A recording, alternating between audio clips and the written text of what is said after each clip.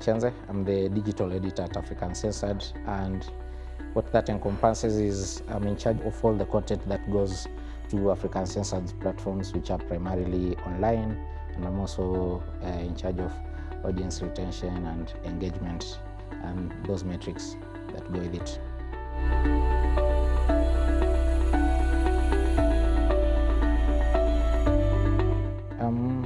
That's multifaceted. On one hand, specific to my role at African Censored, I'll come at the tail end of a production, if it's video or a publication, and look at it just before it gets to the eyes of our readers.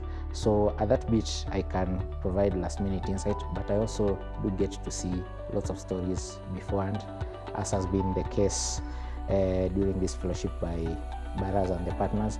So in either role, I provide different insights. When a story is ready and it's about to go, I look at how it impacts the audience, how it will be received and all that.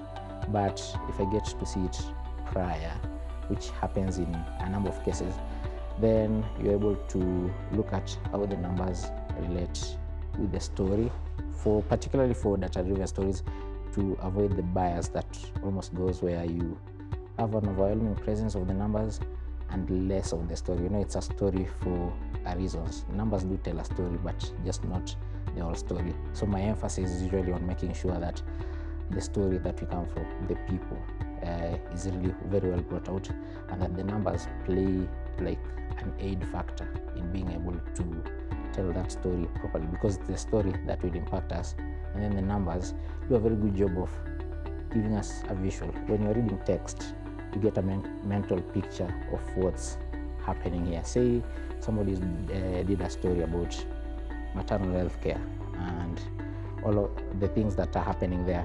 When you get the numbers, in your head, you visualize a map of Kenya, and you visualize where there's trouble, where there's quote-unquote paradise, like where things are much better, where people are marching towards some sort of what you'd call progress. If you look at data from a previous year to another year and that kind. So yeah, I'll look at the numbers, I'll look at the people, depending on whatever stage of a story I get to interact with it, and my advice will be based on those points.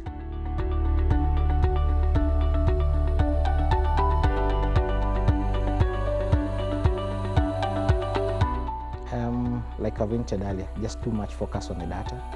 Yeah, the data is super important. It's why we are calling it a data-driven story, and it's what makes it stand out from others, but it's not the whole point. Yeah, so in many cases, you'll find like there's too much focus on the data. When you put the focus a lot on the data, you find that your story might be relatable or might not be relatable, depending on the constituency you're targeting. So if your story goes on a research paper or on a peer-reviewed platform, fine, it will be fine. But if it's to go, say, on one of the dailies, you find that only a certain community will cling to it, and majority of the people will feel left out. So if you are doing something where you're targeting like the larger public, the data has to be backing up a story. It's not like the data isn't the story. That's usually the data. It's a thin line to walk, especially these days. People have very nice visuals and everything, but that can't be the whole story. Yeah, we need to find something we relate to. I think this will come up over and over again, but it's usually something that's worth emphasizing. Yes.